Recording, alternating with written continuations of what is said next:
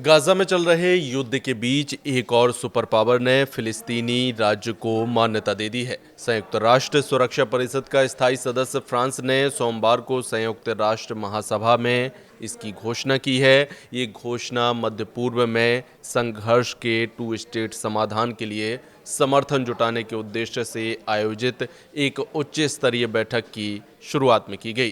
France के राष्ट्रपति Emmanuel Macron की इस घोषणा को 140 से अधिक विश्व नेताओं की उपस्थिति में जोरदार तालियों के साथ स्वागत किया गया। फिलिस्तीनी प्रतिनिधिमंडल और संयुक्त राष्ट्र में उनके राजदूत रियाद मंसूर खड़े होकर तालियां बजाते दिखे।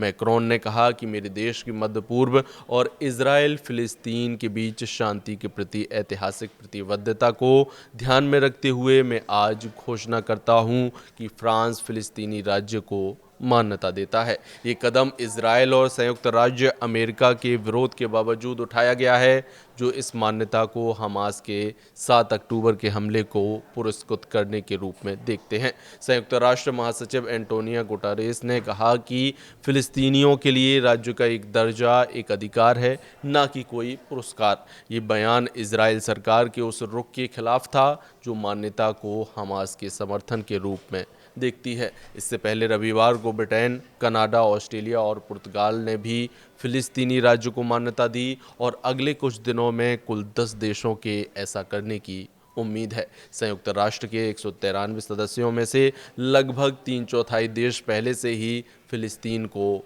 मान्यता दे चुके हैं, लेकिन प्रमुख पश्चिमी देश अब तक इससे बचते रहे थे। फिलिस्तीनियों ने इस कदम का स्वागत किया है। इसे स्वतंत्रता की दिशा में एक आशा की किरण मानते हुए गाजा शहर से दक्षिण की ओर पलायन कर रहे हजारों लोगों में शामिल फावजी नूर अल-दीन ने कहा कि ये फिलिस्तीनी लोगों के लिए एक शुरुआत का या आशा की किरण है। हम ऐसे लोग हैं जो अपने राज्य के हकदार हैं। अंतर्राष्ट्रीय समुदाय व्यापक रूप से वेस्ट बैंक, गाजा और पूर्वी यरूशलेम में इजराइल के साथ एक फिलिस्तीनी राज्य के निर्माण का समर्थन करता है, जो 1967 के मध्य पूर्व युद्ध में इजराइल द्वारा कब्जा किए गए क्षेत्र हैं। हालांकि इजराइल की बेंजामिन नेतन्याहू सरकार ने फिलिस्तीनी राज्य के विचार को खारिज कर दिया है और गाजा में सैन्य कार्रवाई तेज कर दी है। नेतन्याहू ने संकेत दिया है कि वह वेस्ट बैंक के कुछ हिस्सों पर कब्जा करने जैसे एक तरफा कदम उठा सकते हैं, जो फिलिस्तीनी राज्य की संभावनाओं को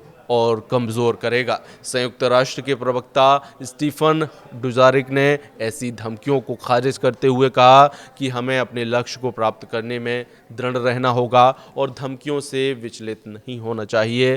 फिलिस्तीनी प्राधिकरण वेस्ट बैंक के कुछ हिस्सों को प्रशासित करता है, वह इजराइल के साथ सहयोग करता है और 2 राज्य समाधान के लिए प्रतिबद्ध हैं। फ्रांस और सऊदी अरब ने एक चरणबद्ध योजना को आगे बढ़ाया है, जिसमें सुधारित फिलिस्तीनी प्राधिकरण अंतर्राष्ट्रीय सहायता के साथ वेस्ट बैंक और गाजा को शासित करेगा। इस योजना को 12 सितंबर को महासभा में 142-10 के मत से भारी समर्थन मिला। इस बीच हमास, जो 2006 में फिलिस्तीनी चुनाव जीता था, उसने औपचारिक रूप से पूरे ऐतिहासिक फिलिस्तीन में एक राज्य की वकालत करता है, जिसमें इजराइल भी शामिल है।